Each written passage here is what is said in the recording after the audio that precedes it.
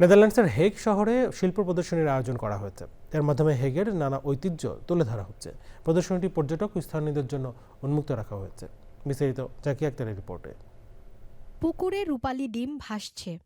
পথচারীরা একটি উজ্জ্বল লাল গাছের পাশ দিয়ে হেঁটে যাচ্ছে, যেখান থেকে গজিয়েছে নতুন কুড়ি। একসারি গাছের নিচে বিশাল সাপের কুণ্ডলী। এমন সব শিল্পকর্মে যে কারো চোখ ধাঁধিয়ে উঠবে। শিল্পকর্মের এমন প্রদর্শনীতে হেগ শহরের কেন্দ্রস্থল যেন এক জাদুঘরে পরিণত হয়েছে। এই প্রদর্শনীতে ২০টির মতো শিল্পকর্মের লক্ষ্য সবাইকে আধুনিক শিল্পের প্রতি সম্পৃক্ত হতে উৎসাহিত করা, যেখানে ব্রিটিশ শিল্পী স্টিভ মেসামের ৩টি শিল্পকর্ম প্রদর্শিত হচ্ছে।